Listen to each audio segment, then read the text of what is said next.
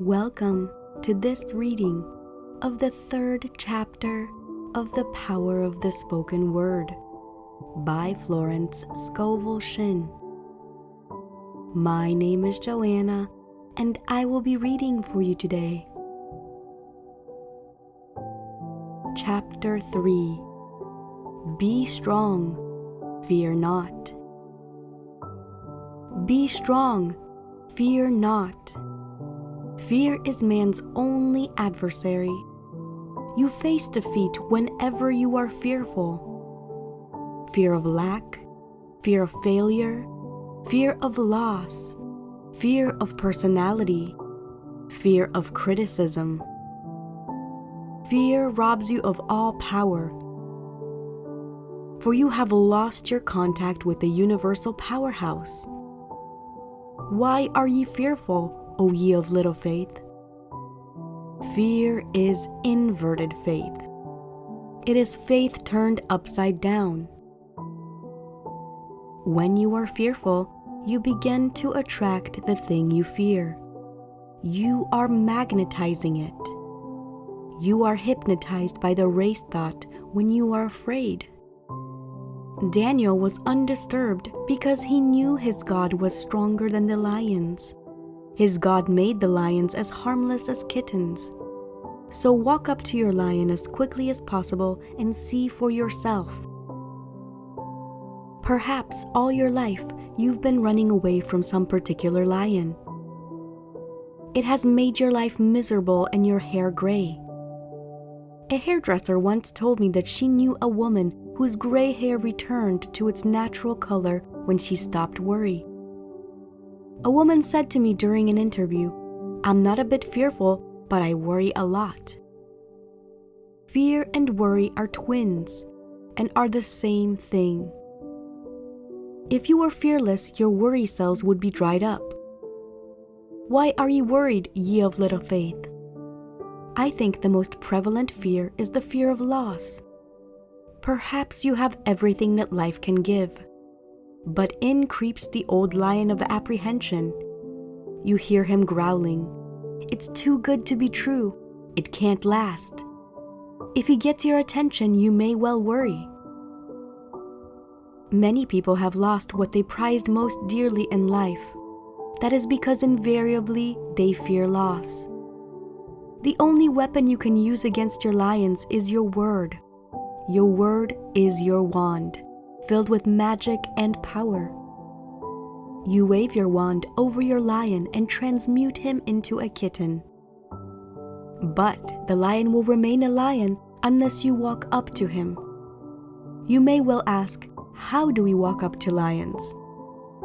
Moses said unto his people, "Fear ye not, stand still and see the salvation of the Lord, which he will show you this day. For the Egyptians whom ye have seen today, ye shall see them again no more forever.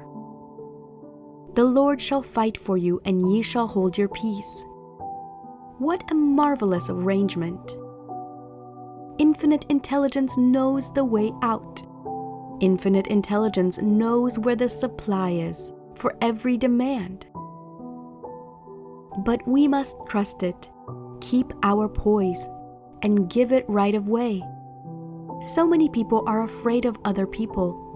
They run away from disagreeable situations, so of course the situation runs after them.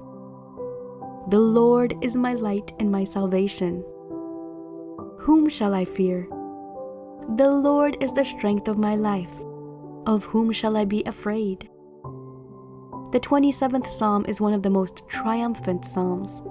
It is also rhythmic and musical. The writer realized that no enemy could harm him, for the Lord was his light and his salvation. Now remember, your only enemies are within yourself. The Bible is speaking of the enemy thoughts, your doubts, fears, hates, resentments, and forebodings. Every negative situation in your life is a crystallized thought. It has been built up out of your own vain imaginings, but these situations cannot stand the light of truth. So you face your situation fearlessly, saying, "The Lord is my light and salvation. Whom shall I fear?" Jesus Christ was the greatest of metaphysicians and gave us definite rules for controlling conditions through word and thought. Thou hast made me wiser than my enemies. First of all, you must be wiser than your enemy thoughts, the army of the aliens. You must answer every negative thought with a word of authority. The army of the aliens will chant, "Business is dull and money is scarce." Immediately you reply, "My supply comes from God and now appears like mushrooms overnight." There are no hard times in the kingdom. You may have to keep this up for quite a while, like the song of the katydids. Katy did, Katy didn't, and so on. Finally, you win out, for the truth must prevail and you have to put to flight the army of the aliens. Then, when you are off your guard, your army of aliens begins again. You're not appreciated, you'll never be a success. You answer immediately, "God appreciates me, therefore man appreciates me. Nothing can interfere with my divinely designed success." Finally, the army of the aliens is dissolved and dissipated because you do not give it your attention. You have starved the aliens out. Starve out the fear thoughts by not giving them your attention and acting your faith.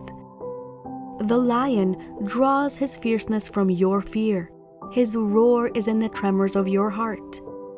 Stand still like Daniel, and you too shall hear the rush of angels sent to take your part. The mission of Jesus Christ was to wake people up. Awake thou that sleepeth.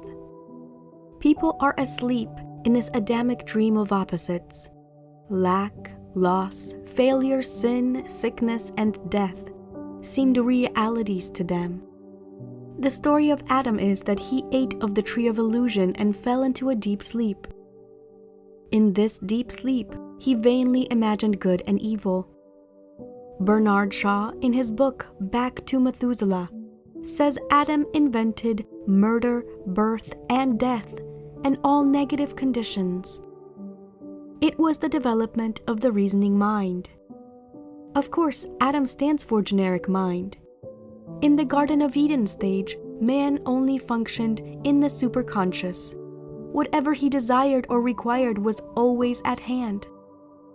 With the development of the reasoning mind came the fall of man.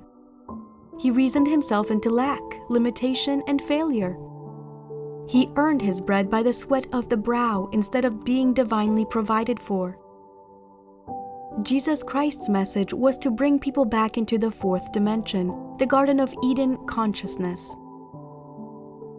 In the 14th chapter of John, we find the summing up of all his teachings. He called it the gospel, which means good tidings. With amazing simplicity and directness, he told the people that if they asked, believing, they would receive, attributing the power always to the Father within. God is the giver, man the receiver. This supreme intelligence supplies man with all that he desires or requires. This was certainly a doctrine to wake people up. He proved his statements with miracles and wonders. One of the most dramatic miracles was the healing of the man who had been blind from birth. The opponents of Jesus questioned the man, hoping to find something against him. But the man would only say, "One thing I know, whereas I was blind, now I can see." This is a marvelous statement to make for yourself. Whereas I was blind, now I can see. Perhaps you were blind to your good, blind to your opportunities, blind to your intuitive leads, blind to appearances, mistaking friends for enemies.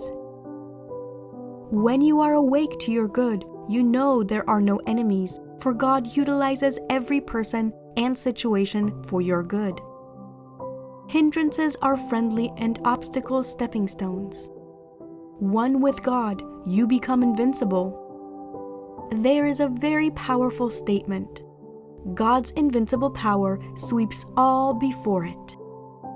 I ride the waves into my promised land. Riding the waves, they take you to your destination, free from the undertow of negative thinking. which would pull you down.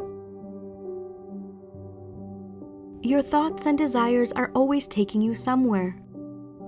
Prentice Mulford says, the persistent purpose, that strong desire, that never-ceasing longing is a seed in the mind. It is rooted there. It is alive. It never stops growing. There's a wonderful law involved in it.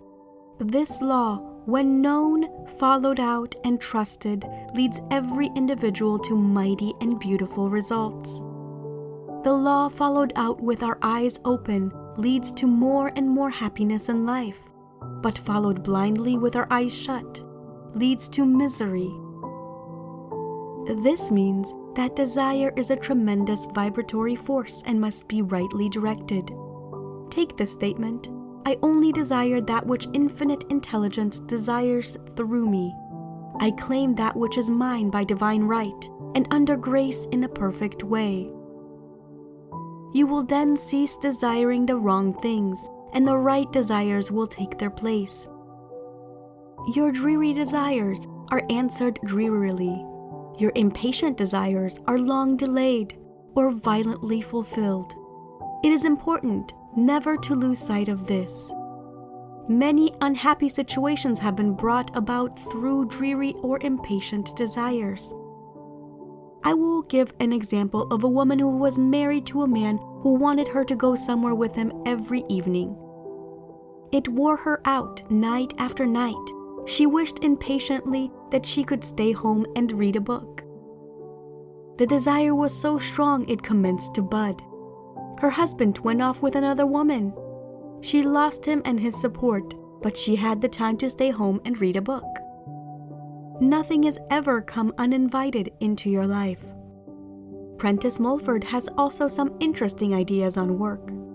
He said, to succeed in any undertaking, any art or any trade or any profession, simply keep it ever persistently fixed in mind as an aim, and then study to make all effort toward it play or recreation. The moment it becomes hard work, we are not advancing. As I look back on my experiences in the art world, I see how true this is. From the Academy of Fine Arts in Philadelphia, some 8 men, all of about the same age, who became distinguished and successful artists. They were called the 8 in contemporary art. Not one of them was ever known to work hard.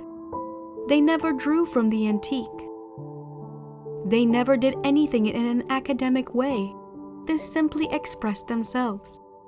They painted and drew because they loved it, for the fun of it. They tell an amusing story of one of them who became a very well-known landscape artist, taking many medals and honorary mentions at exhibits. He had a one-man show in New York City, at one of the biggest galleries, and was seated reading a paper. An enthusiastic woman rushed up to him and said, "Can you tell me anything about the wonderful man who painted these adorable pictures?" He replied, "Sure, I'm the guy that painted the damn things. He painted for fun. He didn't care whether people liked his pictures or not. Whereas I was blind, now I can see. My right work, my perfect self-expression. Whereas I was blind, now I can see clearly and distinctly the divine plan of my life. Whereas I was blind, now I can see that God's power is the only power, and that God's plan is the only plan." The race thought is still with a belief in insecurity. Awake thou that sleepeth. God is your internal security of mind, body, and affairs. Let not your heart be troubled, neither be afraid. If you were wide awake to your good, you could not be troubled and fearful, waking up to the truth that there is no loss, lack, or failure in the kingdom of reality. Loss, lack, and failure would disappear from your life. They come from your own vain imaginings. The following is an example illustrating the working of the law. A number of years ago when I was in London, I bought a wonderful fountain pen at Asprey's. It was Japanese and was called a Namaki pen. It was quite expensive, and they gave me with it a guarantee that it would last 30 years.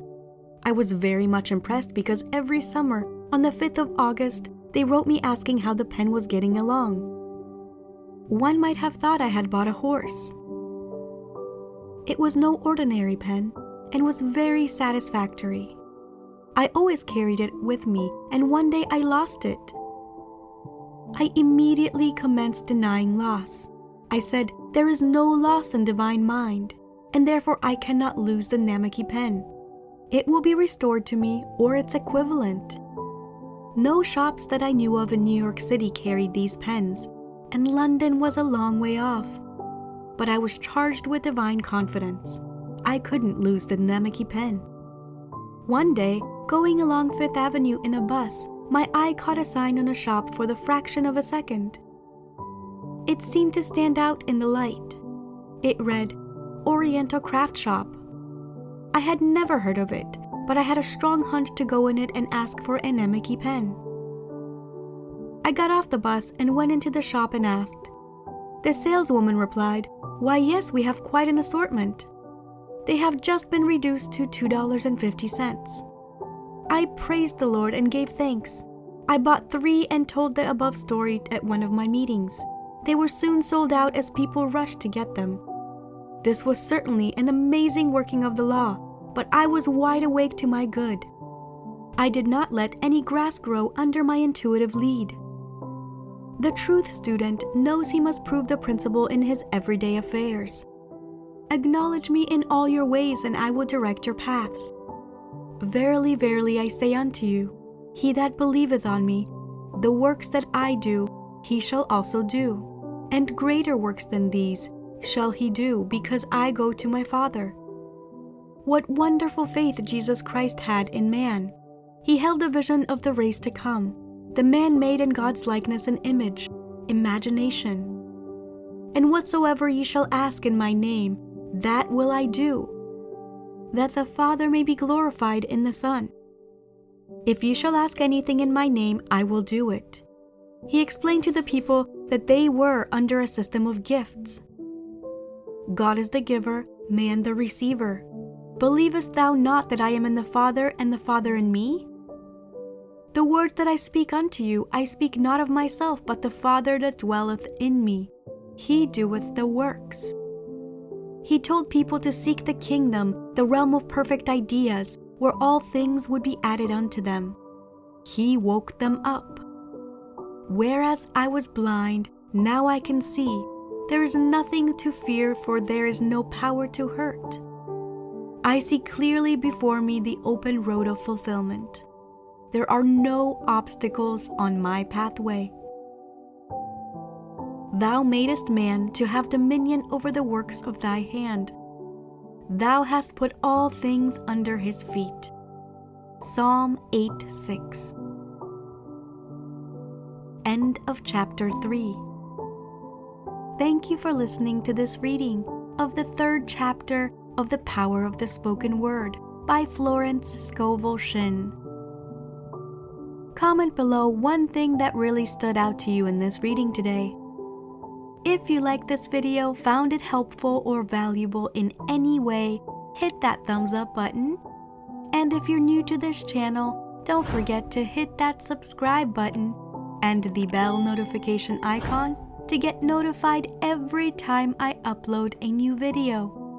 Because this year, I am committed to helping you gain mastery over your mind and emotions. See you in the next video. Bye.